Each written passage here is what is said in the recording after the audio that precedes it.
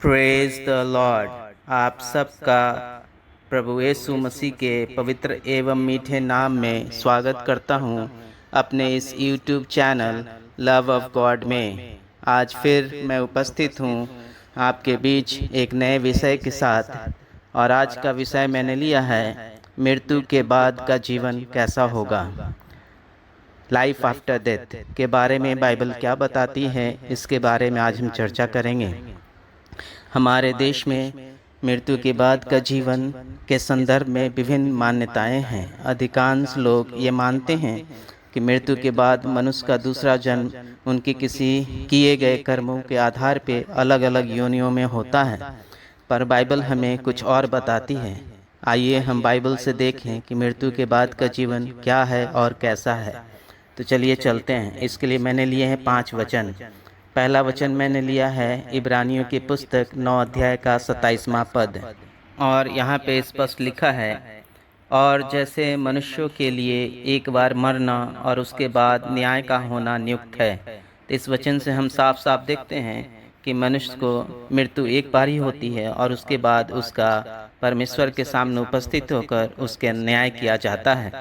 आइए अब हम दूसरे वचन की ओर चलते हैं, और दूसरा वचन मैंने लिया है फिलिपियों की पुस्तक 3 अध्याय का 21वां पद, और यहाँ पर इस प्रकार से लिखा है, वह अपनी शक्ति के उस प्रभाव के अनुसार जिसके द्वारा वह सब वस्तुओं को अपने वश में कर सकता है, हमारी दीनहीन देह का रूप बदलकर अपनी महिमा की देह के अनुकूल बना देगा। तो यहाँ लिखा हुआ है कि जब हम मृत्यु प्राप्त कर लेंगे और न्याय के लिए जब परमेश्वर के सामने खड़े होंगे, तो परमेश्वर के शक्ति के प्रभाव में आकर हमारा शरीर को रूप को बदलकर एक नया रूप देगा और अपनी महिमा के अनुसार उस रूप को देगा, और एक नए रूप के साथ हम परमेश्वर के सामने उपस्थित होंगे, जिसके ऊपर हमारा न्याय किया जाएगा।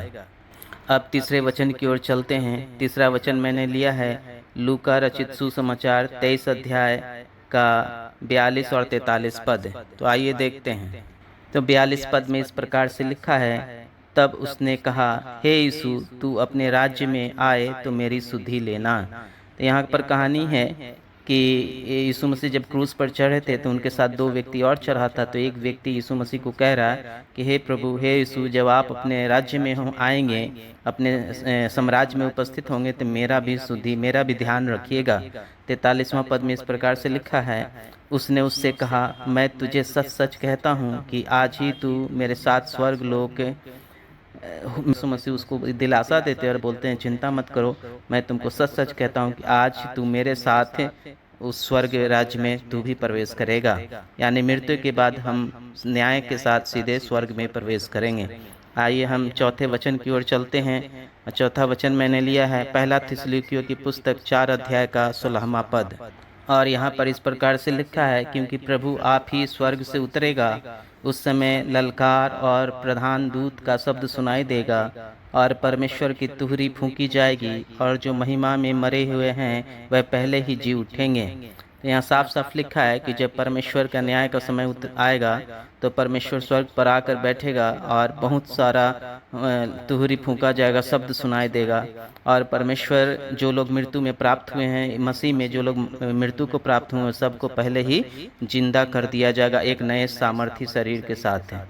तो आइए हम आगे और आखिरी वचन की ओर चलते हैं। आखिरी वचन मैंने लिया है पाँचवा वचन यूहन्ना रचित सुसमाचार 14 अध्याय का 6वां पद, और यहाँ पे इस प्रकार से लिखा है, यीशु ने उससे कहा, मार्ग और सच्चाई और जीवन मैं ही हूँ, बिना मेरे द्वारा कोई पिता के पास नहीं पहुँच सकता। तो यहाँ प्रभु यीशु मसीह बहुत स्पष्ट हैं, लोगों को कह रहे हैं कि मार्ग, सत्य और जीवन प्रभु यीशु मसीह हैं। अगर कोई भी उस मृत्यु के बाद का जीवन उस परमेश्वर के राज्य में शामिल करना चाहता है, तो उसको प्रभु यीशु मसीह में विश्वास करना ही होगा।